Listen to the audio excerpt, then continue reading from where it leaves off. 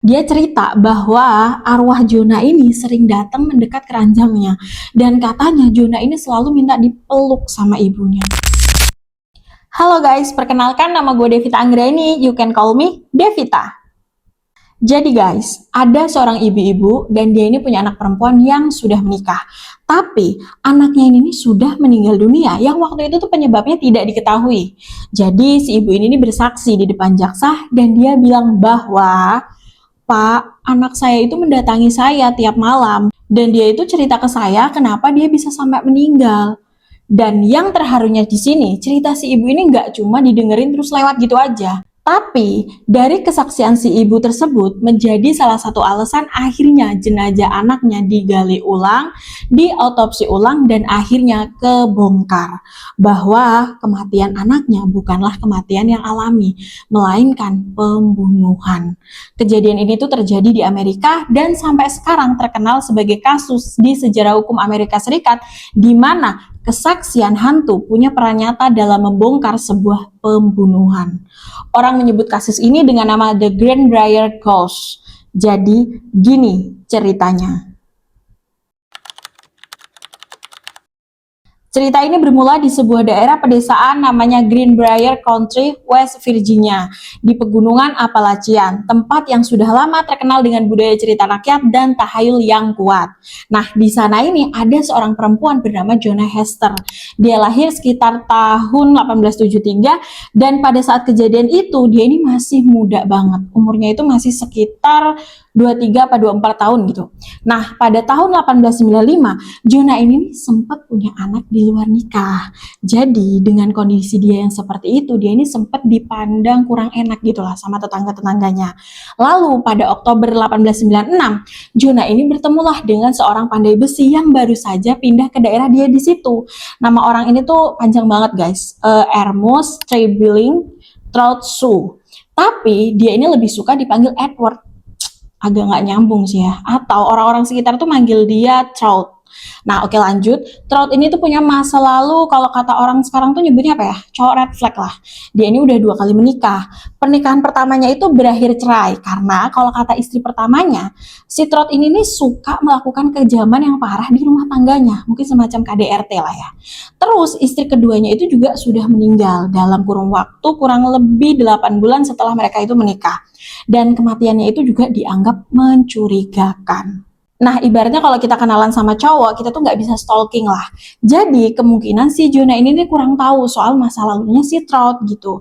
Sehingga, yang dia tahu bahwa dia jatuh cinta dengan Trout yang menurut dia, Trout ini tuh pinter ngomong. Mungkin kayak jago gombal lah, pakai berkata-kata gitu. Dan pesona Trout ini mungkin menawan di matanya si Jonah. Tapi sebenarnya ibunya Jonah yang bernama Mary Jane Hester dari awal itu udah nggak setuju sama hubungan mereka ini. Bu Mary ini nggak suka sama Trout. Ya nggak tahu alasannya, entah karena insting seorang ibu atau emang udah denger gosip yang beredar tentang masa lalunya si Trout ini. Tapi namanya anak muda lagi jatuh cinta, kayak pepatah kalian pernah denger kan? Jangan nasehatin orang yang lagi jatuh cinta. Ya, si Jonah ini tetap berhubungan sama si Trout. Dan selang beberapa minggu dari pertemuan pertama mereka, akhirnya Jonah dan Trout ini menikah. Dan mereka tinggal di sebuah rumah yang gak jauh dari tempat kerjanya si Trout. Lalu, 23 Januari 1897, pagi hari kayak biasa. Trout waktu itu tuh lagi kerja di sebuah bengkel pandai besi. Nah, siangnya dia ini nggak pulang ke rumah buat makan siang. Tapi dia ini malah mampir ke rumah tetangganya yaitu si Martha. Dan si Trout ini tuh nanyain ke Martha kayak anaknya ada di rumah nggak gitu. Jadi dia ini nanyain anaknya Martha ini namanya Andi. Jadi dia ini nih mau minta tolong Andi buat datang ke rumahnya dan nanya ke Jonah mau nitip apa. Jadi kayak dia ini nyuruh si Andi ini buat ke rumahnya si Trout untuk nanyain si Jonah. Siapa tahu Jonah ini mau nitip kayak semacam belanjaan gitu loh sebelum si Trout ini pulang gitu. Sama si Andi ini juga disuruh buat ambilin telur juga. Ya emang agak aneh ya. Nah di sini si Andi ini posisinya ini lagi ada kerjaan lain. Jadi ada yang bilang kalau si Trout ini nih udah bolak-balik gitu loh ke rumahnya Andi kayak mungkin ada kali ya 3 atau 4 atau 5 kalian gitu. Buat minta tolong ke Andi untuk datang ke rumahnya si Jonah untuk nanyain tadi perkara yang katanya siapa tahu si Jonah ini mau nitip belanjaan. Ya agak nggak jelas ya orang ini, kenapa nggak lo aja gitu yang pulang ya kan. Ya udah, akhirnya si Andi ini datanglah ke rumahnya mereka buat nanyain ke Jonah kayak yang disuruh sama si Trout ini. Nah, pas sampai rumah itu dia manggil-manggil si Jonah, Onti Jonah, Onti Jonah, tapi Jonah ini nih nggak keluar.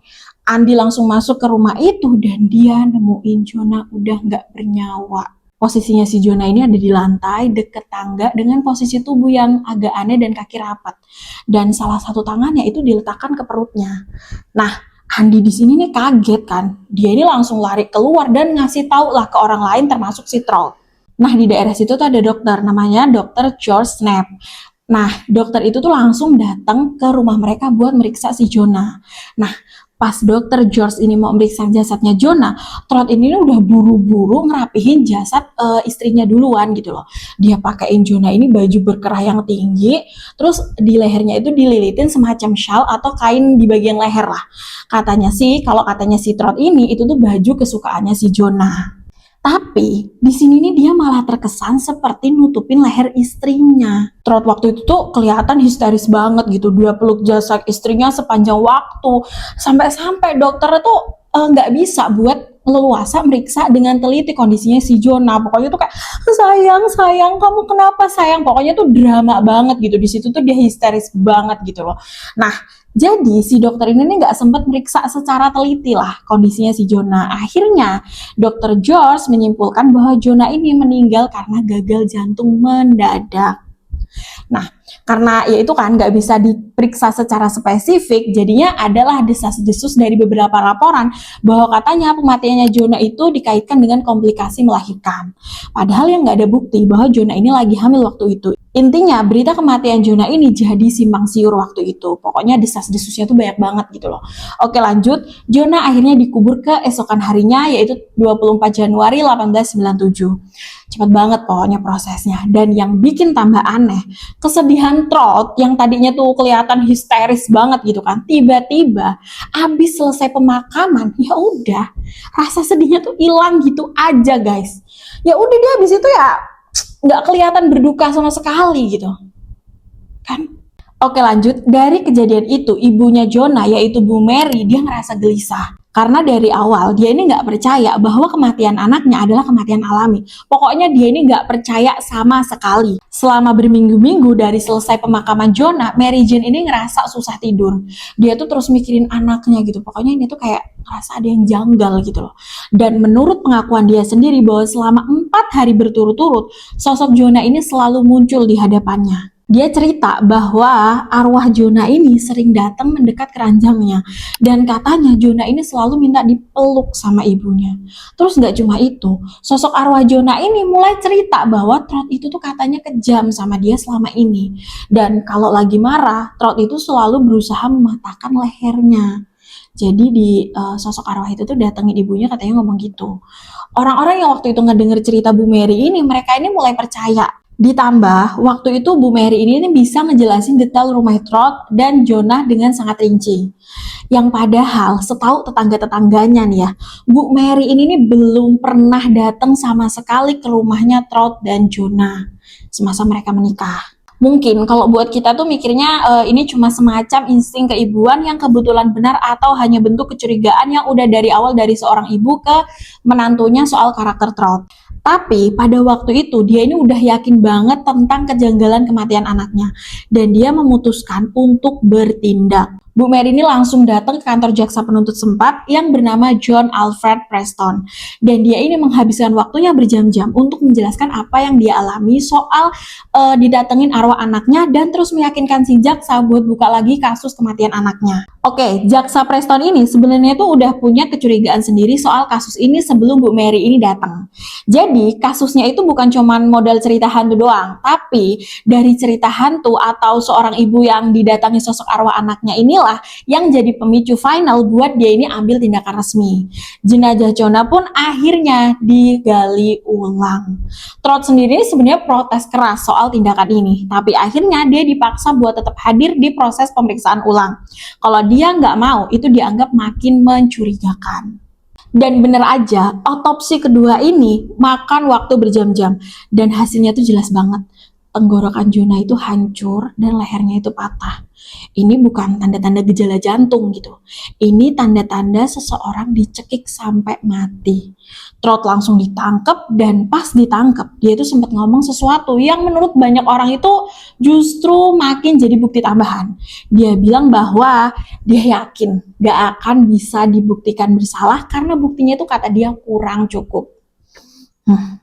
Aneh kan, buat orang yang katanya nggak ngapa-ngapain, kok fokusnya malah ke soal bukti, bukan soal dia nggak bersalah. Belum lagi, waktu di penjara pas nunggu sidang, Trout ini juga sempat cerita-cerita ke wartawan soal ambisiusnya itu pengen punya total 7 istri dalam hidupnya.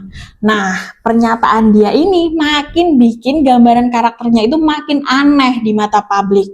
Ya, makin ngevalidasi tuduhan ke dia dong berarti kan ya.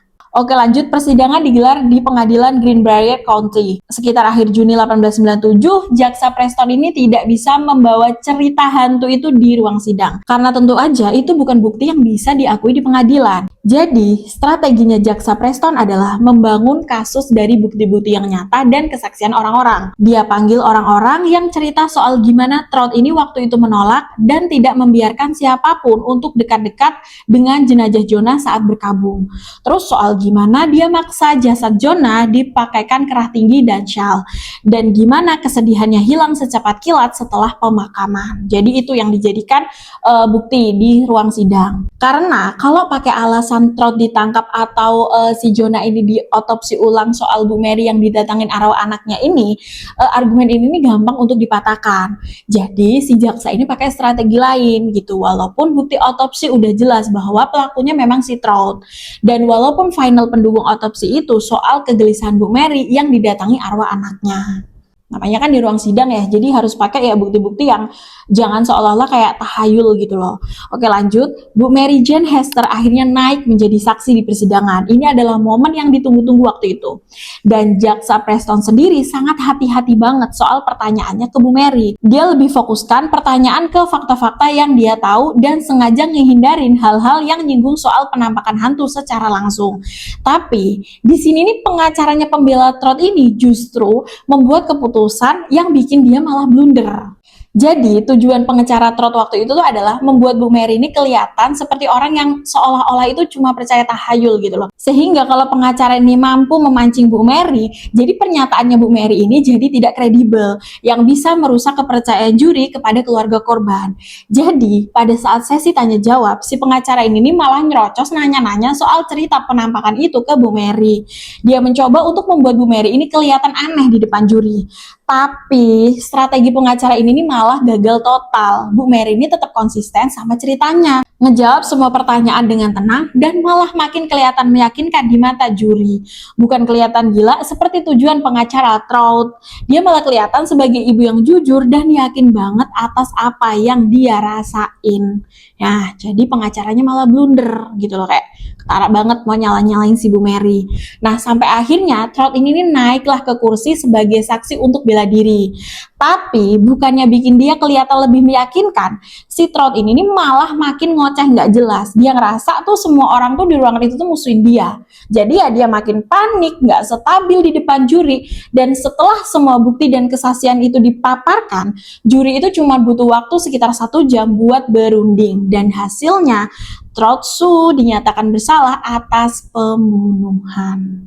Meskipun dinyatakan bersalah, nggak semua juri itu sepakat Trout harus dihukum mati. Karena putusan hukum mati itu butuh suara bulat dan itu nggak tercapai. Akhirnya, Trout divonis penjara seumur hidup. Tapi, warga Greenbrier County waktu itu tuh nggak puas sama vonis ini.